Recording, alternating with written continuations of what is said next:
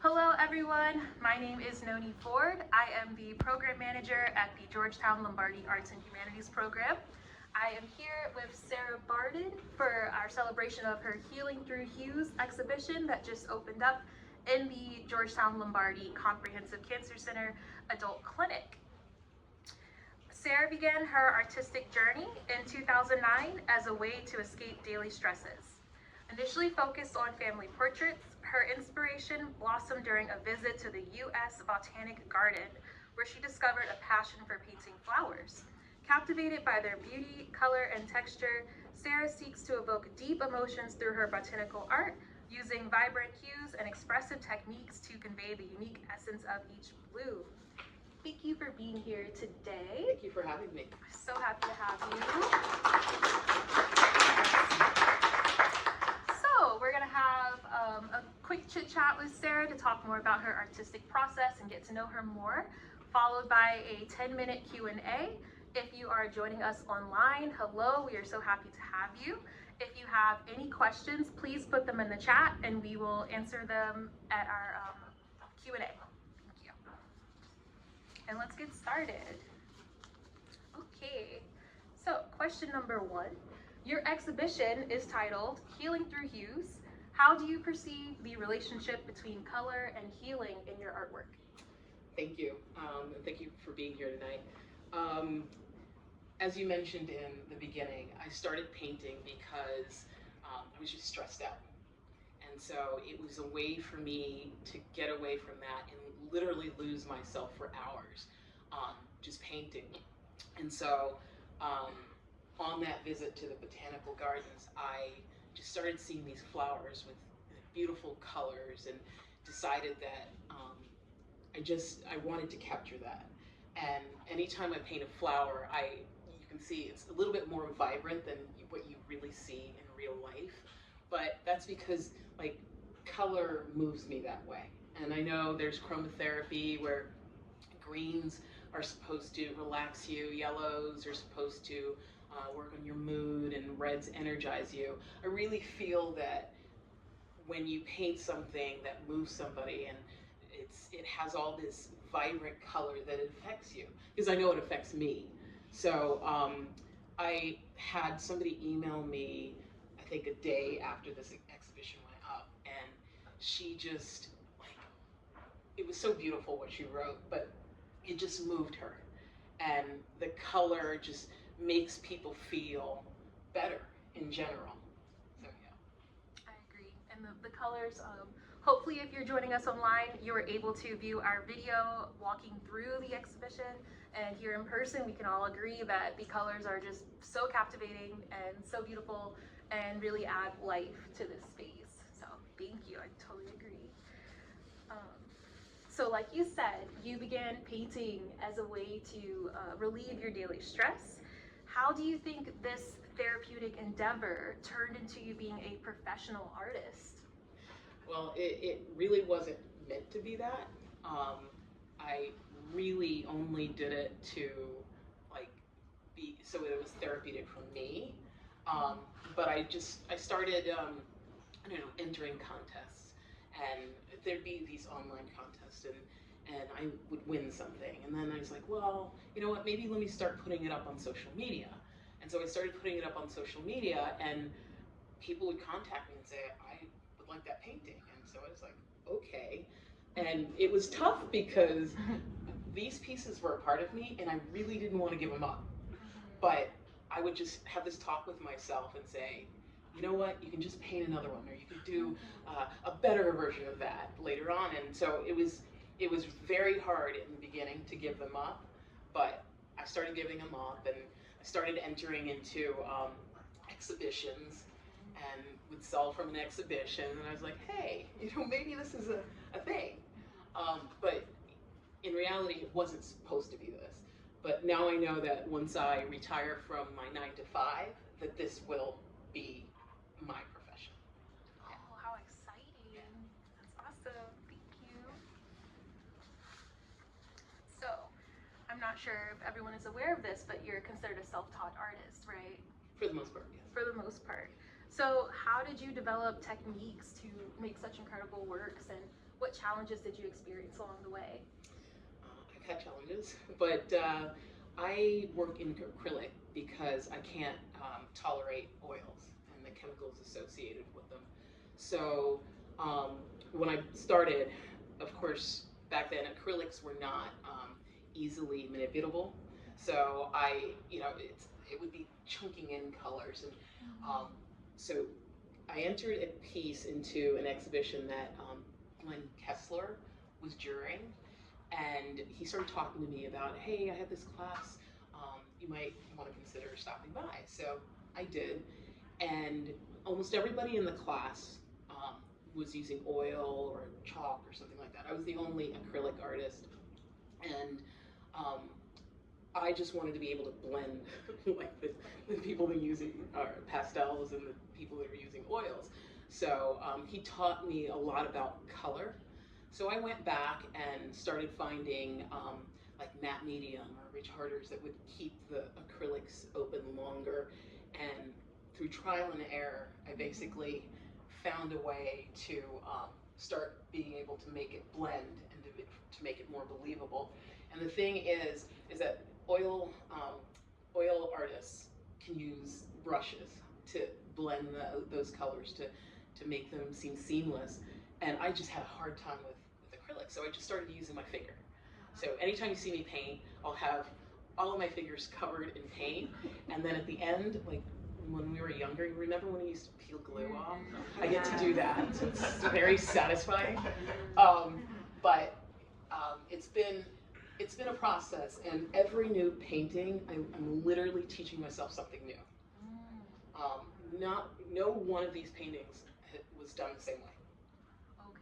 Because I kind of forget how I did something before, and then I'll just find a new way, and it ends up being a better way. Mm-hmm. So it's challenging and fun. I'm curious, what technique do you think you've landed on, like at this point in your process? Not that we need to tell everyone how to replicate. No one can replicate this, honestly. What technique? Yeah, like what are you doing? Is it like what?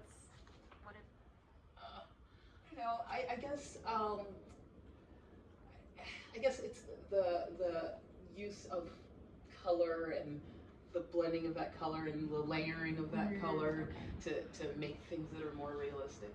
Maybe. It works. It's gorgeous.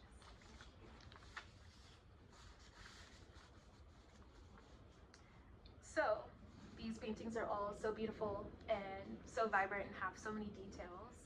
Can you walk us through how you choose your color palette? So, I paint from images, and whether it's a flower that I grew in my own yard, or an image that somebody's given me, or it's a reference image that's out there, I take that image and, like I said, I make it more colorful. Mm-hmm. So it takes me a long time to find the image. It might take me 3 weeks to find something that I feel can give me the look that I want when I'm done painting it. So it's not that I necessarily look for a color palette per se, but I will just take that image, sketch it up, and then decide how I'm going to make it even more colorful than this. Like how to make it better. Oh, that's awesome. Thank you. So, in that vein, can you share a specific experience or moment that has significantly influenced your art? So it would have to go back to the botanical gardens when I walked through that day. I walked through and I was looking at all the beautiful live flowers, but it was in one of their galleries, there was this huge painting of an orchid. It wasn't a painting, I'm sorry, it was a photograph of an orchid, and that's what inspired me. And the funny thing is I went home, I'm like, oh, I gotta paint an orchid. And I painted it, and it was awful. And it was awful, I think, because an orchid is such a stiff flower. Yeah. And so it just didn't convey life and movement to me. And so it wasn't until we were living in this house and this iris blossom in the art, and I didn't even know there was an iris in the art. And I could see its really papery petals flowing in the wind, and the falls was really velvety, and I'm like, oh my gosh, I gotta paint that. And that was it. I clearly, actually, you might not be able to tell from here, but most of my work are irises. And I completely fell in love with them. Yeah, wonderful.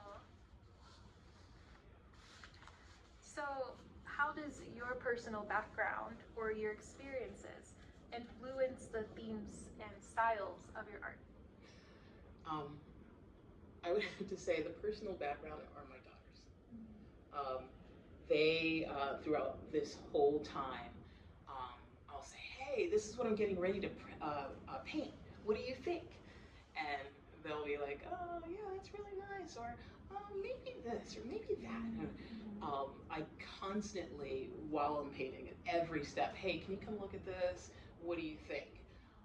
And in the end, when it's done, I'll ask them if they think it's done, or I'll ask them, what should I name it? And they're always of help in that way. Yeah. Sweet. Thank you.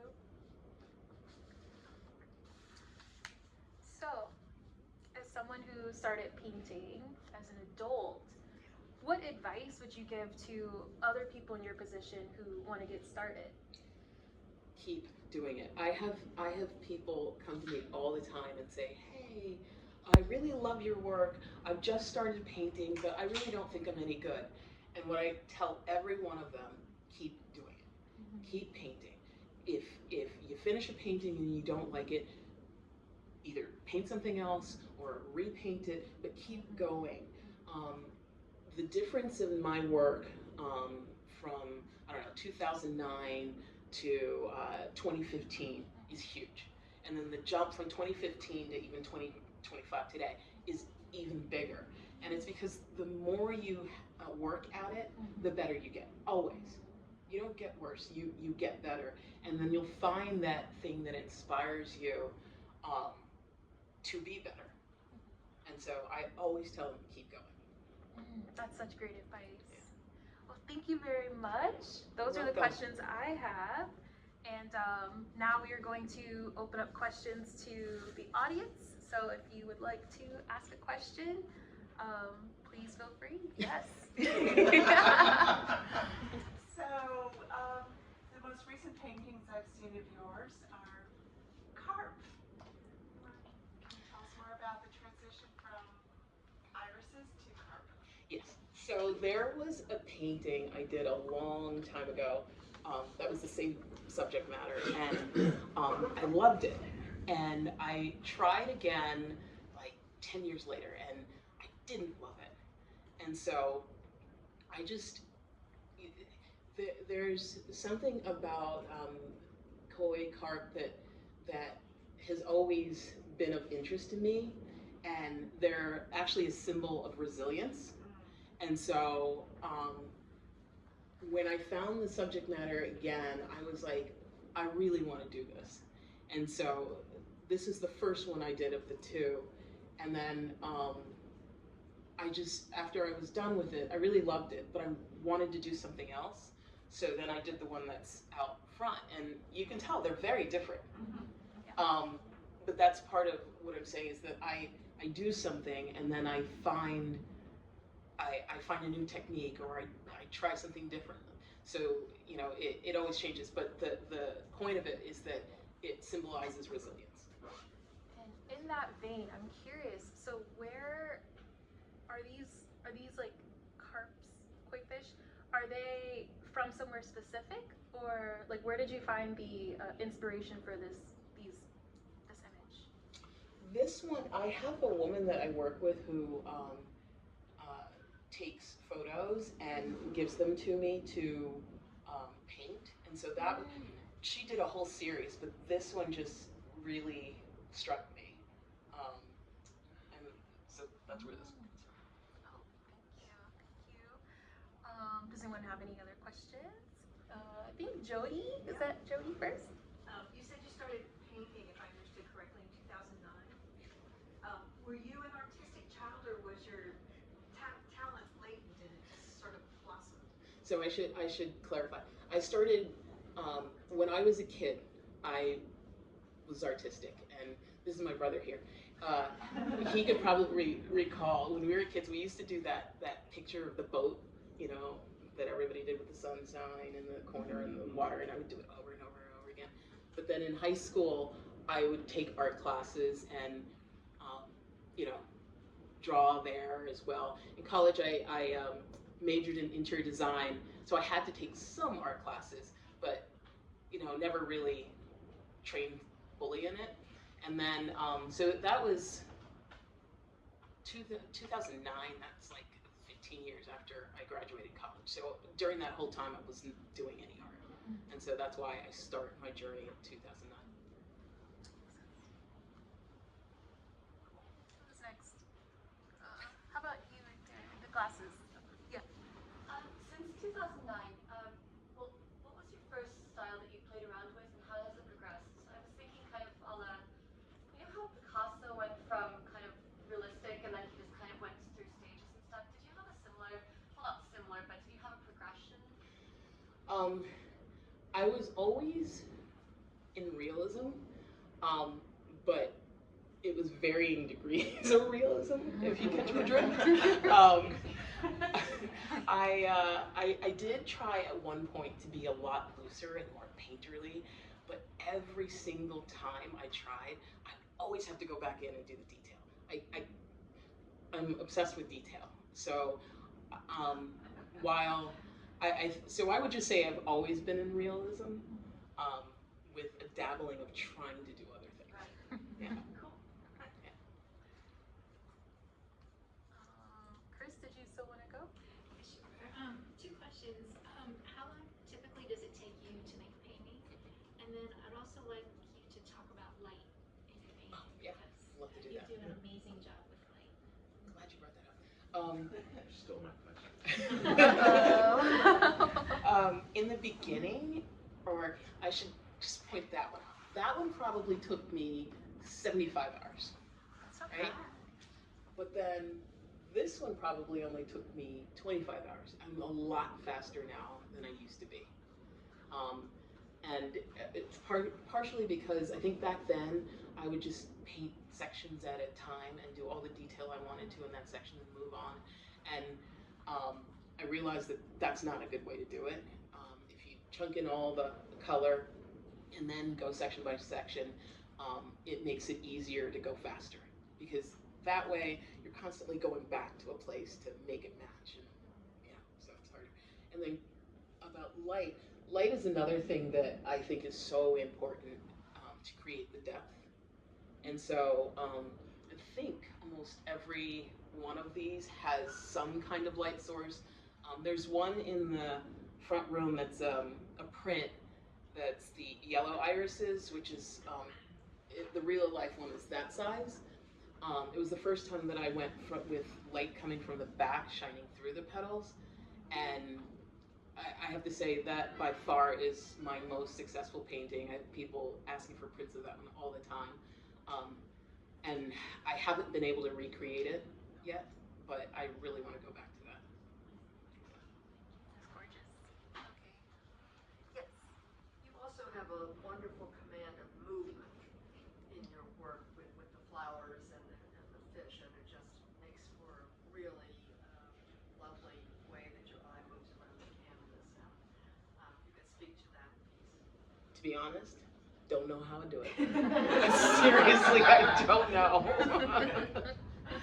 I don't know how I do it. It just happens. Yeah. That's lucky. Yeah. Not everybody can say that. Yes. More practical question, I guess. So you mentioned you have a family. Yes. You mentioned you have a 9 to 5. Yes. How? Yeah. How do you make time for this? And what maybe advice would you give to people who want to be creative and are trying in various ways and have creative pursuits, but life happens? I'll even one up you. Both my girls play volleyball, so we travel almost year round, several times a year. So I make the time.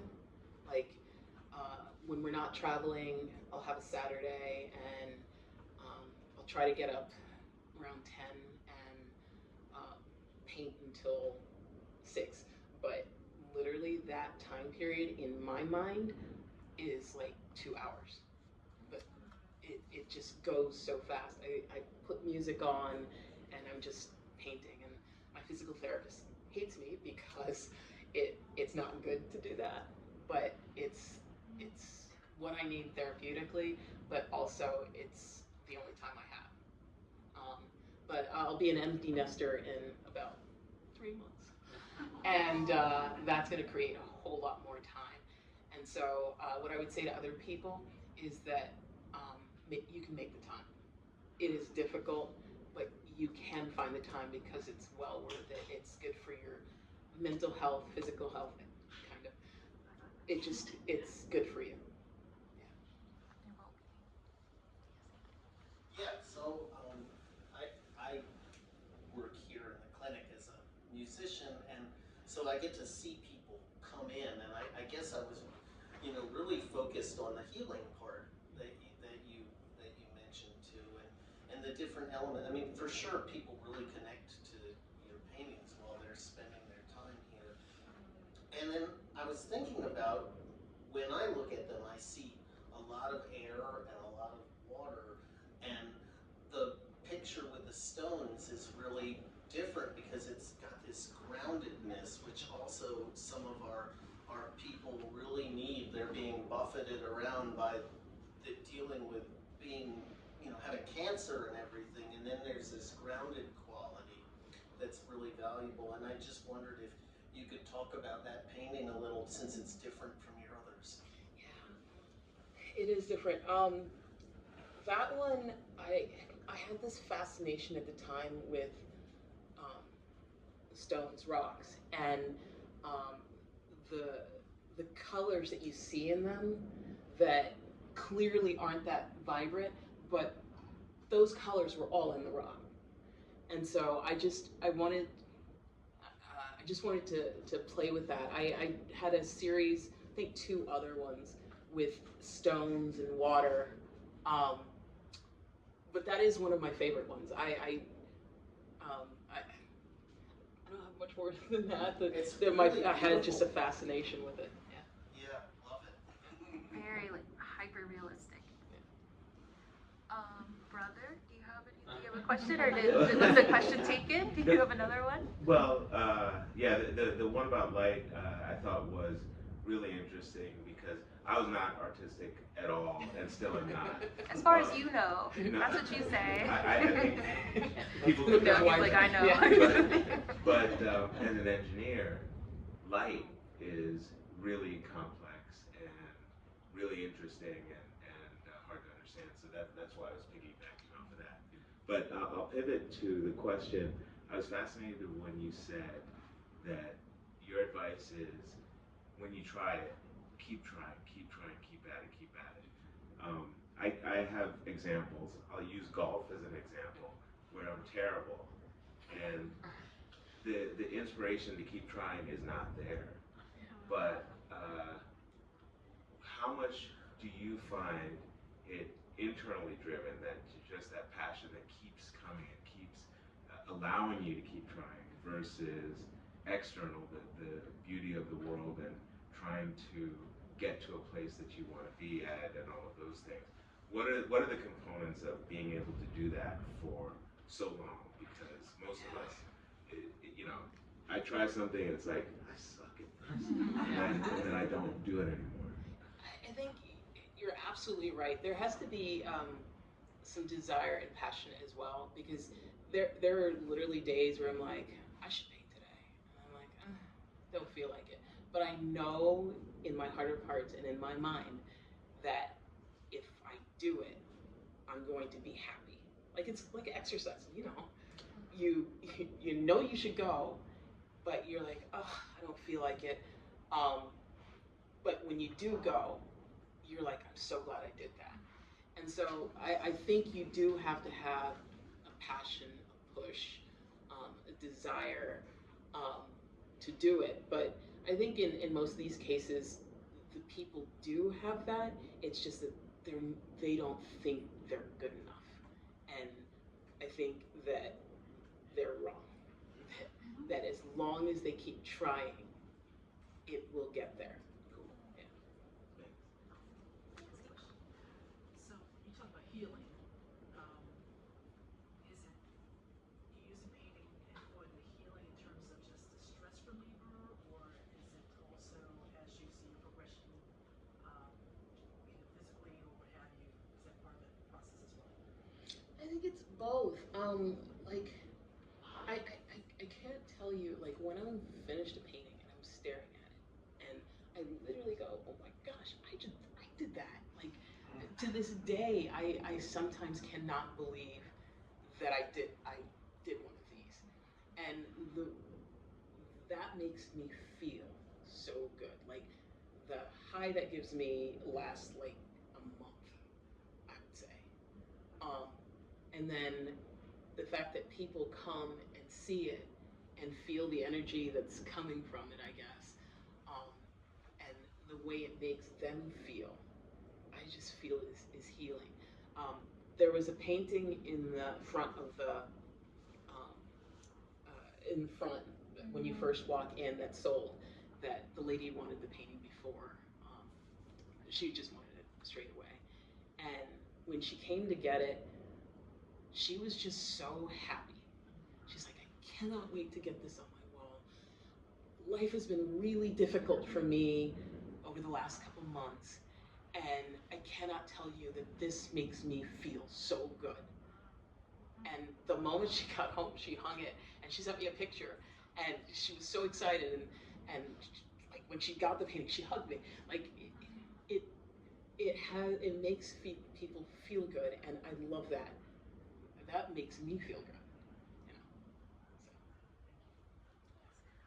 So we're gonna have a few questions from the chat. Yes, we have 2 questions so far. The first question, which I believe you touched on a little, is what do you hope that viewers take away from your paintings when they like look at them or view them? I want them to evoke emotion, energize, make them feel good, make them happy.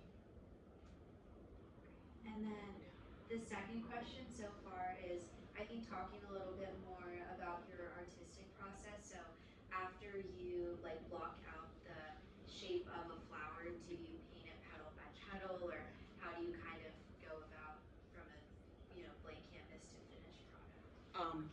I like for this one, I think I find the most interesting part of the flower, and then I'll start there, and then move around, and then sometimes I'll do color, and I might start working. Actually, no, it's the detail. It's the detail around the places I find most interesting. And in this one, I'm pointing here because this is where I started, but one of the things I loved the most was the color of that lily pad at the top. And I ended up doing that last for some reason, so that was kind of strange. But I would just definitely say whatever I find most interesting, I start there, move around. And then one more question, what if any symbolism does the iris have for you? I don't know that it has symbolism other than it is gorgeous, and I just love the way the petals. I mean, somebody would think that they're all petals, but they're not. The falls are a different anatomy of the iris, and then the petals are actually the top part. And there are so many different kinds of irises that there's just a whole lot to choose from, you know. So yeah. I'm curious. I have a question. So paintings like this, do you ever hear people like compare you to like Georgia O'Keeffe? Yes. Yes. Do you hate that? Do you love that? How do you feel about that? I do not like it. You don't like it? Where I see that like, we both paint irises, but I think we're very just totally different. Just totally different. Yeah. Yeah. Okay. Yeah. I believe that. Did anybody else? Did you have a question? And then we'll close up for today. How did you get connected to the Lombardi Cancer Center for the show? Do you want to explain that one? Sure. So our last exhibition here was for the artist Martha Spack. And when we reached out to Martha and said like, hey, do you have any other artists that you would recommend? She was like, Sara Bardin. So when we looked at her website, it was like, we absolutely like need these paintings in here immediately. So, and Martha's were, they were displayed in here last time. It was all about color theory and just gorgeous works. So thank you, Martha, if you're listening. Thank you. From above. Yes. Okay, any other questions before we, okay, yes. This is kind of a silly question, but do you have like a ritual for when you start or like get into a painting, like type music, like type tea, or type time of day or something like that, something esoteric to you? Yes, I do. So, like I said, I try to start out at 10 or 11 in the morning, and I had the ritual of getting out my little palette, filling up my water, getting my cat sitting around my lap, and then turning on one of, I think I have 10 different playlists that I've named after the painting that I was painting when I put that playlist together. And then I lose myself in it for several hours. I probably grab lunch around 3, lunch and a beer, and probably bring the cat back over. And, yeah. You're not worried about like cat hair? No. That's amazing. You might find some in there. No. I got a question. How do you know when you're finished? That is a great question, and there is no rhyme or reason other than I go, oh, I'm finished. But you feel like, I don't need to touch it. I feel like I don't want to touch it anymore. Not need, because I could go into every single one of these and do something more. Yeah. I see that they're all a large size. Is that the goal for you? Yes. Or do you smaller? No, I do not like painting it small. I have a couple I've done at the smaller size, and I really don't like them. Like I tell myself, keep trying, because you'll get there sometime. But no, I don't like that. Maybe in 20 years. Right. So, like the sunflower in the front, some of them you're coming up really close, and you're not the full piece is actually beyond the boundaries. Has there been a process for you to do that zooming in versus zooming out? Not really. That one in particular, we were in New York at the Botanical Gardens there, and I took that photo, and I think in that case it might be that I just framed it that way when I took the photo, but I generally tend to like to have things within the frame, and not coming out, but sometimes I just feel like I have to have it more macro than micro, than, whatever. Yeah. Okay, one more, last question.